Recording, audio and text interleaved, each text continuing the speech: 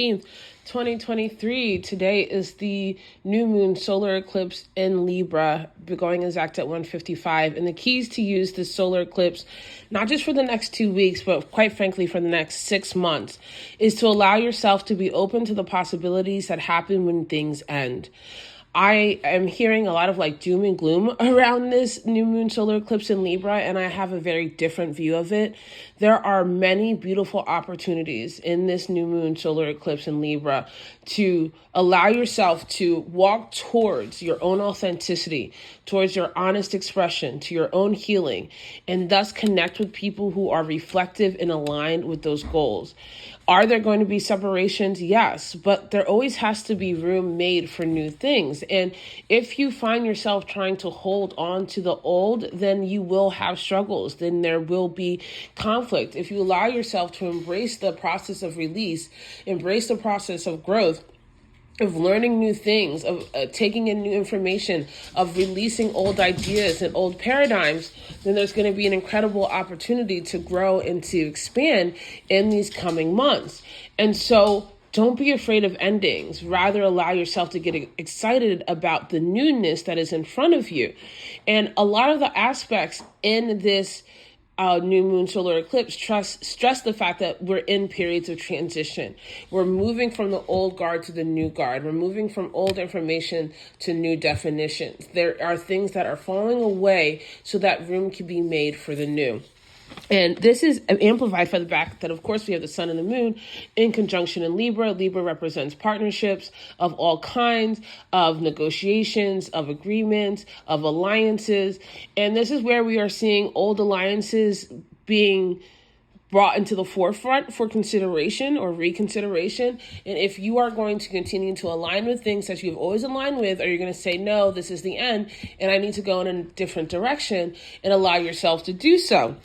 We also have a quincunx to Uranus, which means that there's going to be unexpected information, that there's going to be unexpected factors that are going to come in and stop you from just going full steam ahead on old things, that are going to require you to consider new information and new modalities so that you can actually get to where you want to go in ways that may be difficult and uncomfortable in the short run because it's new, but with time and with practice will become second nature to you. And this is also amplified by the fact that we do have Venus, who's the ruler of this new moon solar eclipse in Libra, moving from an opposition to Saturn towards a trine to Jupiter. And so at first it's going to be tight. At first it's going to be hard. At first there's going to be pushback from the traditional or old structures or ideas and expectations. But as Venus moves out of that opposition to Saturn and moves into a trine to Jupiter, you're going to get benefits from the work of stepping out of old paradigms, out of old agreements, out of old alignments that are no longer working for you.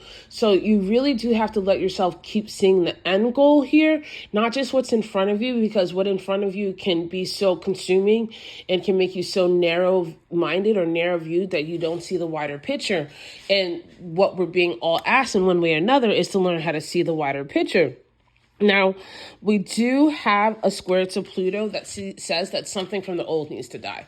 Old paradigms, old structures, old stories, old propaganda no longer applies here. And I mean this on the micro and macro levels. And so you need to be the person who goes out there and finds out information for yourself. You need to be the person who says, no, I'm not going to just accept what you tell me, or I'm not going to just do what you tell me, not to Rage Against the Machine there. I'm going to do what is right by finding the information out for myself.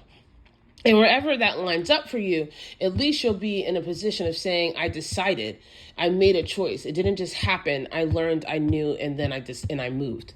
And then we also have Mars in trine to Saturn, and this is Mars that's now in Scorpio. Actually, little known secret, Mars and Saturn actually kind of like each other. And so there is this ability to allow yourself to really tap into what's important to you, what you really desire beyond what the group says, beyond what's expected of you from other people, or even that you've imposed on yourself because you were taught that, and saying, I'm going to build new structures. I'm going to go in different ways. Saturn in Pisces in many ways is saying to us, you can't depend on somebody else to save you. You're going to be your own savior. So there's also an opposition to the North Node and South Node that is saying, show up for your own destiny. So I think there's a lot of beauty. I think there's a lot of fun, and I think there's a lot of opportunity. Grow.